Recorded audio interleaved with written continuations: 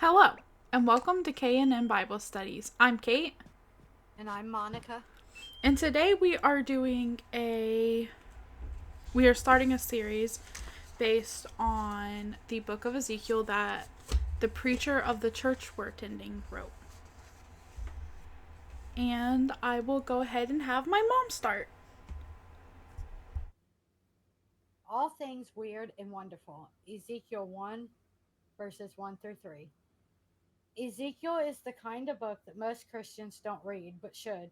Frankly, most of us know almost nothing about the book of Ezekiel. The book's main thrust is to show people who God really is.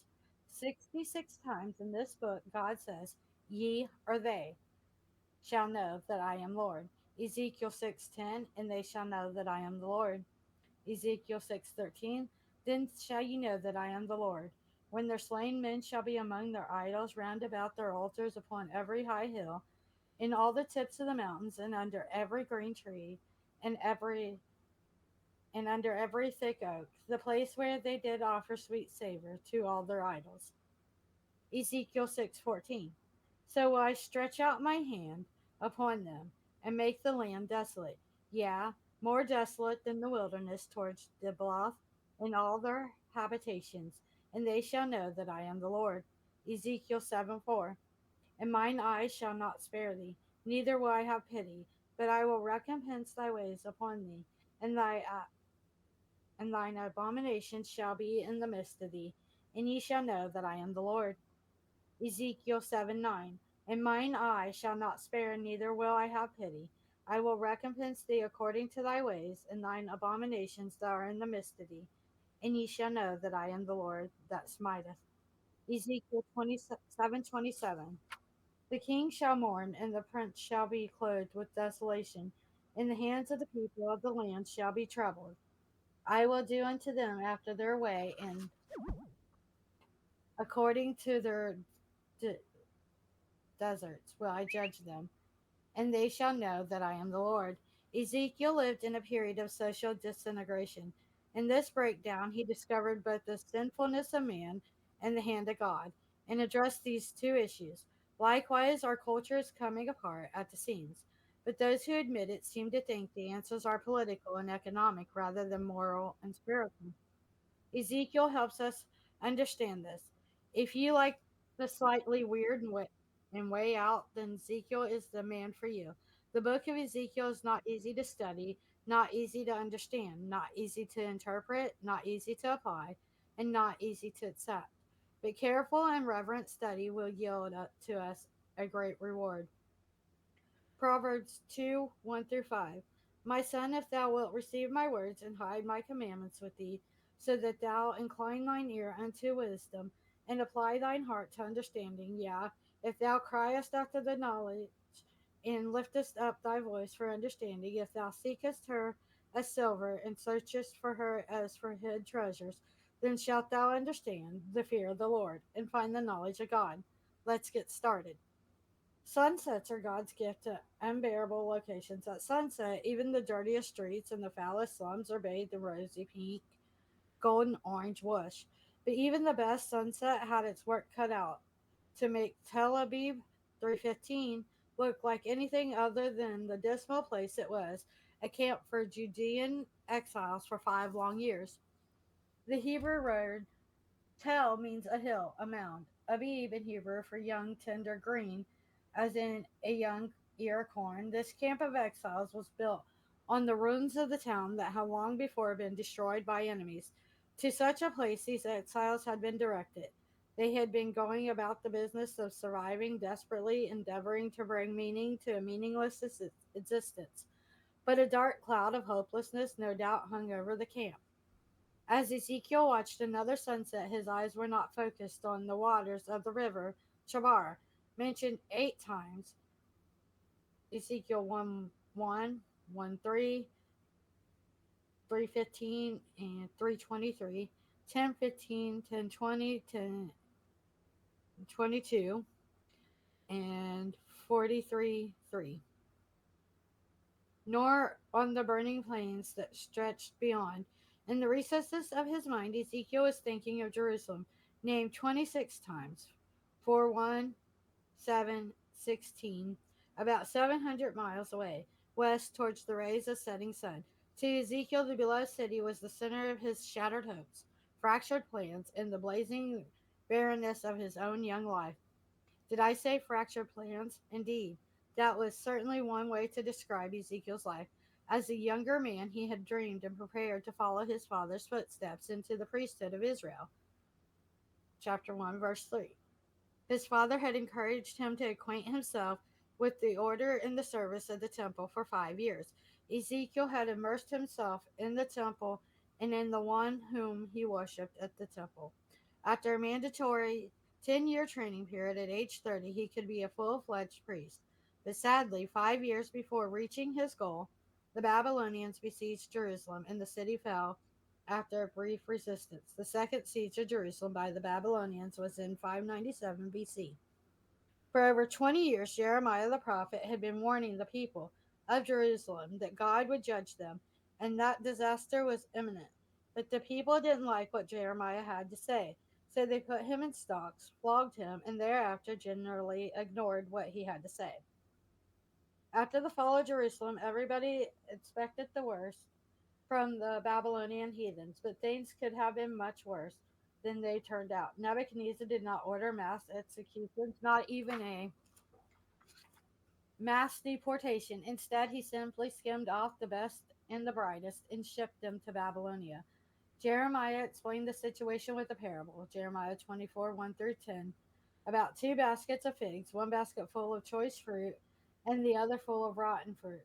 In the prophecy, the basket of choice fruit was taken to Babylonia, while the basket of rotten figs was left in Jerusalem, Jeremiah 24, 5 and 8. If there was any comfort for Ezekiel, it was that he was a member of the choice basket, but right now that was little comfort. To put it quite bluntly, Ezekiel was depressed. His career as a priest of the Lord, ministering in the beautiful temple that King Solomon had built, should have been beginning, and this his 30th year.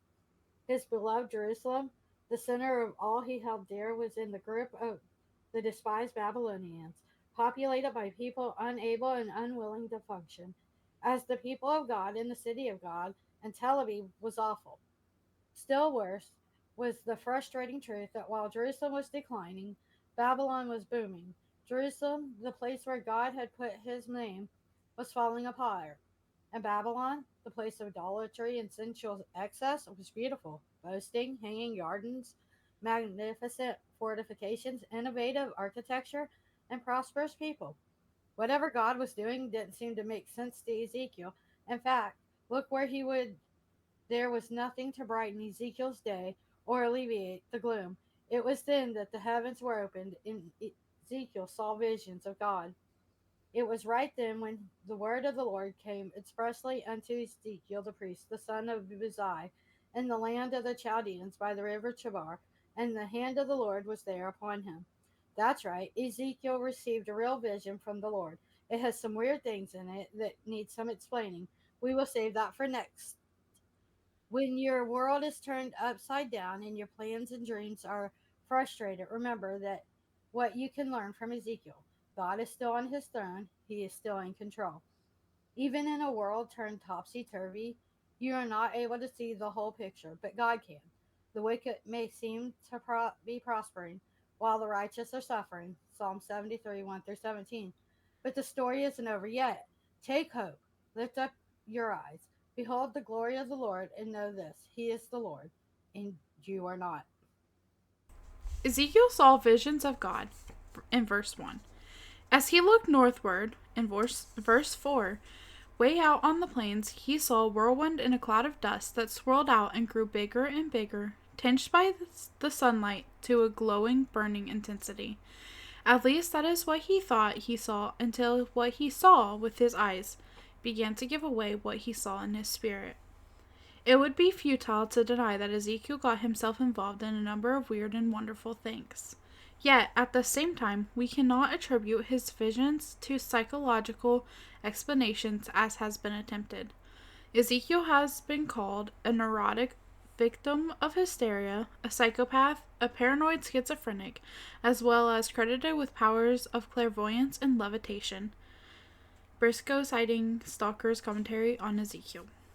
Attempting at psychiatric or physiological diagnosis by amateurs are serious enough when speaking of one's contemporaries, but when they are earnestly rendered on long dead individuals of another culture and a different age, they become merely amusing. R.K. Harrison, in his introduction to Old Testament, as cited by Briscoe. So we must take the record at face value and see what God has to say to Ezekiel in those days applies to what needs to be said to us in our day. Admittedly, Ezekiel's account is a little weird, especially by Western standards. Yet it is strangely fascinating too. Not because we are a little weird too, enamored by grotesque and curious about the paranormal, but because Ezekiel claimed that these were visions of God. A vision of God is what is needed. People whose circumstances have become their obsession, whose experiences have become their passion, whose existence have become their theme, whose problems have become their priority, whose comforts have become their ambition, whose personal interests have become their pursuit, need to correct their perspective on life and need to see God. But God has a major problem in granting visions of himself to people. He knows that they cannot see him and live. Exodus 33:20. And he said, Thou canst not see my face, for there shall no man see me and live. Deuteronomy 5:26, Judges 13:22, John 1:18a, 1 John 4:12a. And yet neither can they live without a vision of him. So what does God do? He gradually unveils himself. He reveals enough of himself to convey an accurate picture, but not so much that the receiver is completely overwhelmed. And so gradually Ezekiel became aware that he was on the receiving end of a vision. There was a whirling and powerful wind that in some way produced a towering, forbidding cloud that was flashing with light and burning with such intensity that it looked like a glowing, burning metallic substance. It was then that the word of the Lord came expressly to Ezekiel, and that the hand of the Lord was upon him. It is often true that when God raises up a man to lead his people out of moral and spiritual decay in a very dramatic fashion, that the man has a vision of God. As Ezekiel was drawn further into a strange experience, more details began to emerge. Out of the burning cloud there appeared the likeness of 4 living creatures. Verse 5. Each of the creatures had 4 faces resembling a man, a lion, an ox, and an eagle. Verse 10, and then verses 5 through 14. Each of the creatures had 4 wings, 2 of which were stretched out to join with the wings of the next creature to form the base of a platform that resembled a throne. Verses 11 and 26. Beside the creature were massive wheels full of light. Verses 16 through 18.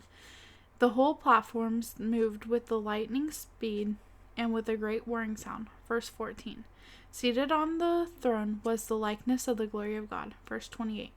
Wrapped in a dazzling rainbow of exquisite colors. Get the picture? Not really. This remarkable revelation is aimed at showing the Lord in his majesty. The wheels and the creatures and the eyes of the flashing coals are all fascinating and relevant. But the one seated on the throne is the focal point of the vision. Everything else is designed to illustrate some aspect of his being and action.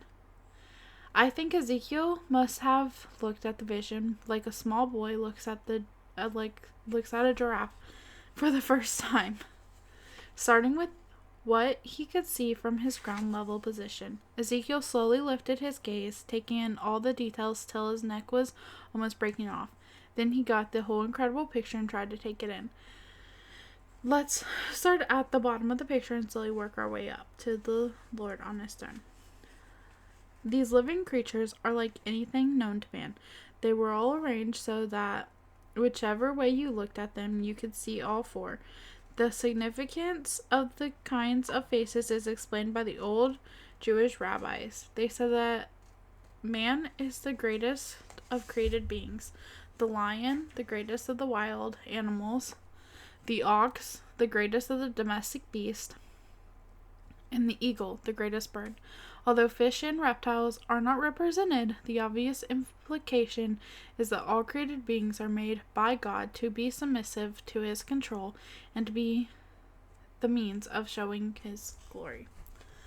Many details are given about the living creatures. I think that these creatures are the holy angels ministering before the throne of God. The characteristics displayed by these creatures are needed by all God's servants. The angels are an example to us of the kinds of servants we should be. The Lord was going to do a great work through Ezekiel, so he needed to be reminded of these characteristics. The vision was preparing him by showing the Lord to him and by reminding him about the things God expects to see in those whom he uses. The likeness of man, verse 5. Man is the one creature God uses primarily for his purpose. Their feet were straight, verse 7. The necessity of stability in the work of the Lord. They sparkled like the color of burnished brass, verse 7, is a clear reference to their purity.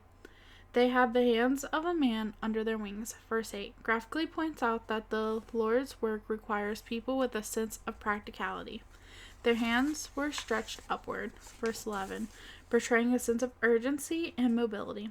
2 covered their bodies, verse 11, demonstrating their humility. They went every one straight forward, verse 12, meaning that they had a sense of purpose and commitment.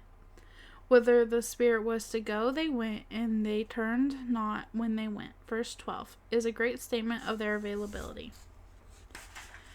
Their appearance was like burning coals of fire, verse 13, describes their intensity. They ran and returned as the appearance of a flash of lightning, verse 14, indicates a tremendous sense of their activity. This is an awesome picture of the ministry of God. Most people who have never heard the prophecy Ezekiel have heard the Negro spirit. Ezekiel saw the wheels. Verse 16 describes a wheel in the middle of a wheel. The hardest skill in learning driving is parallel parking. Boy, did I have fun teaching my girls that skill. Wouldn't it be nice if you could pull up to the parking space and then with a different set of wheels that roll in the perpendicular direction, you could pull right into the available spot? That's what Ezekiel's wheels were like. A wheel in the middle of a wheel means that they could move in any direction at any time. Or as Ezekiel explains it, when they went upon their 4 sides, and they turned not wherein they went. Verse 17. The prophet was impressed that God could get anywhere.